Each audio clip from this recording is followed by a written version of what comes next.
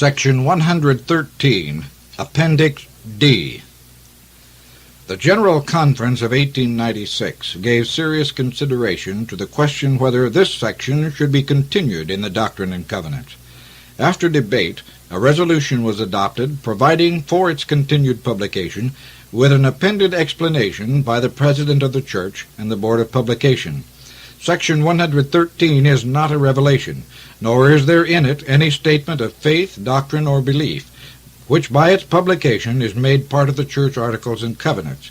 It was published in the editions of 1845 in England and America, and all subsequent editions. The reorganized Church has deemed it better to leave it in than to invent excuses for not publishing. So far as the facts are stated, they are a part of the history of that event.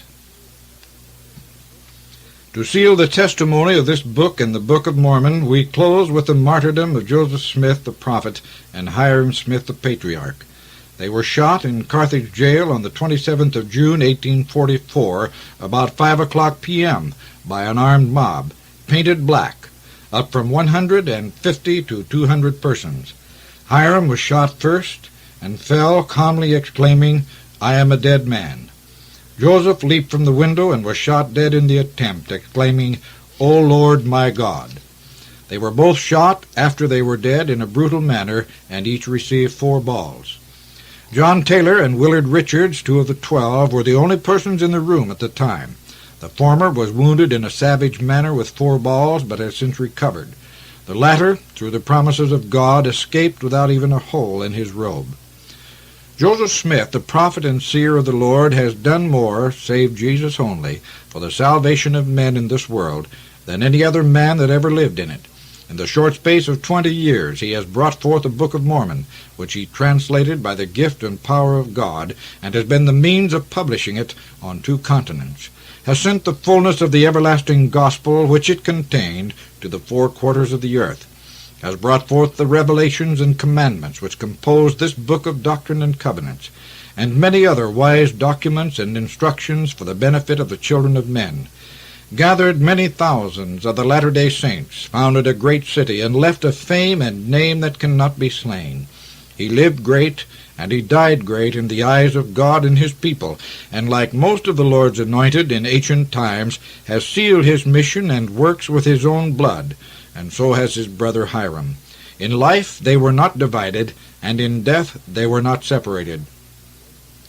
When Joseph went to Carthage to deliver himself up to the pretended requirements of the law 2 or 3 days previous to his assassination, he said, "I am going like a lamb to the slaughter, but I am calm as the summer's morning.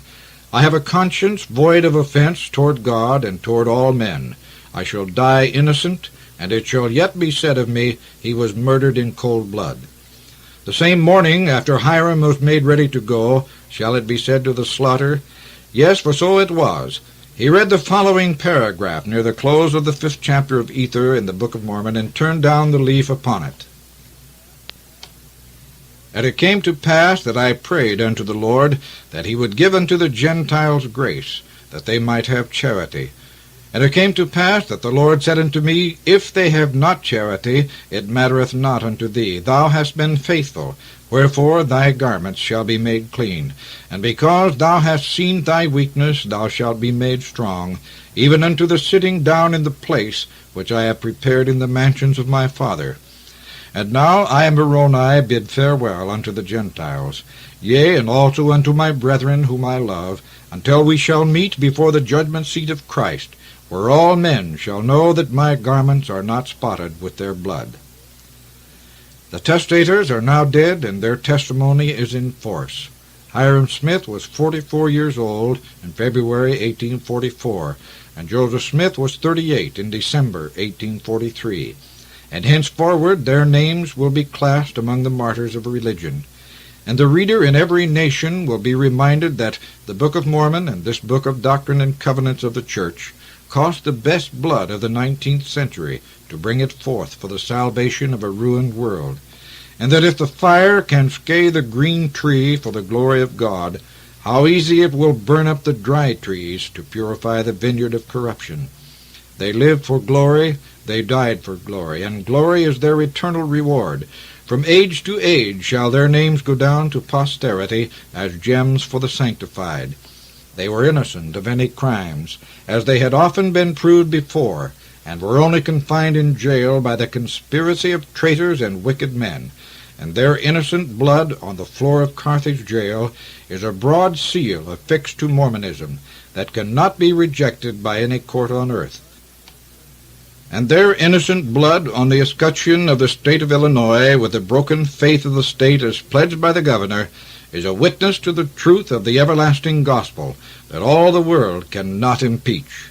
And their innocent blood on the banner of liberty and on the Magna Carta of the United States is an ambassador for the religion of Jesus Christ that will touch the hearts of honest men among all nations. And their innocent blood, with the innocent blood of all the martyrs under the altar that John saw, will cry unto the Lord of hosts till he avenges that blood on the earth. Amen.